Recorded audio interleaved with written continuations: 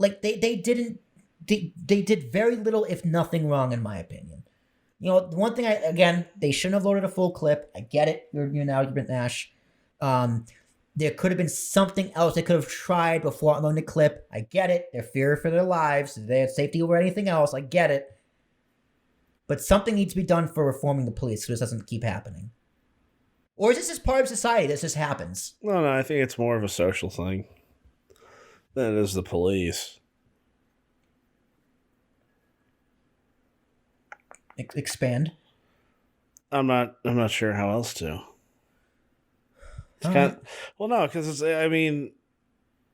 because what was the issue? That a guy was running around the streets with a knife. Okay, what people didn't want to happen was for him to attack somebody and somebody get hurt. Right? Mm-hmm. Okay. So what happened is he ended up dying because he tried to attack somebody, the police officer, and he died.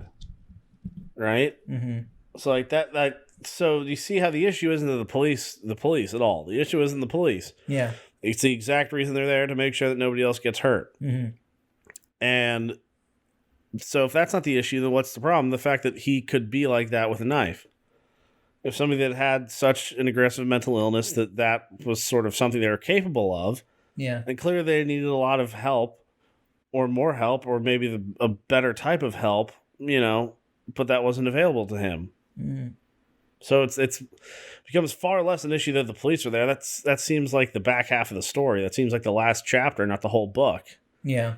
So it's like, okay, so let's clearly put things into place to help that situation never occur in people. Yep. And of course, because this was a young black man that the police shot, riots and protests, we'll get to the protests as well, had to erupt, and West Philadelphia was on fire for a little bit.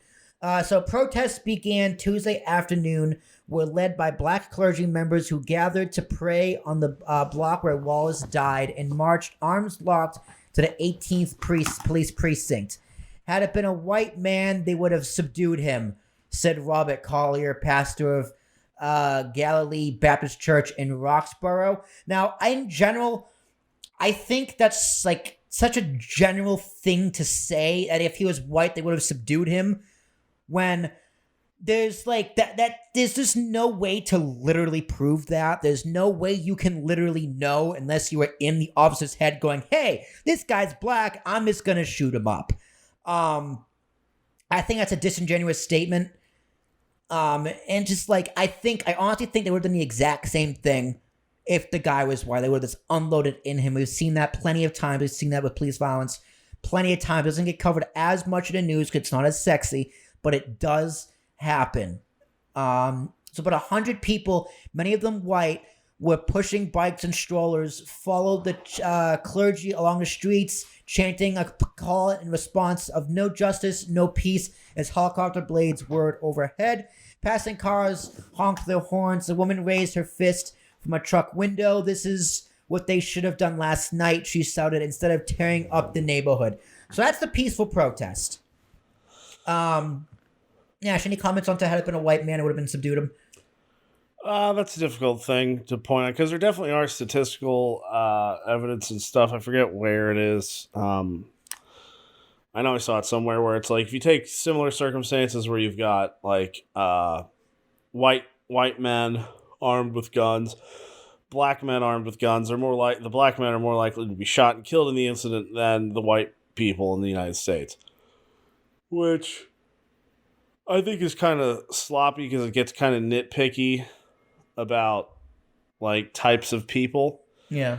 I think you should just sort of take the general, okay, you've got, people that have never committed an offense. They have a clean record. They're found with a firearm. What happens? That way you get that list of people.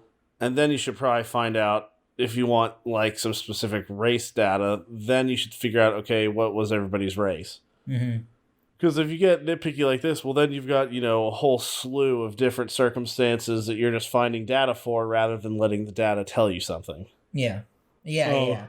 You're using the data to find an answer, not using the answer from the data. Yeah, and I don't imagine that if you did that, the data would be any more different, personally. So I do think it definitely happens more often. I don't know. I guess that is a very good question. I guess what I'm saying is I would like somebody to take a look at the data like that. I just think it's impossible to prove, right? Like, there's no way to know unless you're in the head of the officers. Oh, yeah, in that specific circumstance, yeah, I guess it is really hard. But there's definitely, you could take some statistical data and find out, you know. All right, maybe I'm the asshole. Thanks, Nash. All right, so according to reports, more than 300 protesters gathered on the streets of Philadelphia Monday night, last Monday, before the election, week before the election.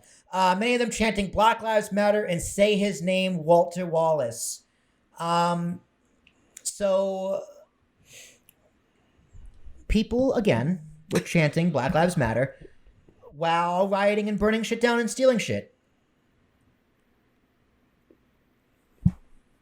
Just saying, if you want Trump to not win Pennsylvania, which, is a swing state, that would probably... maybe don't do that.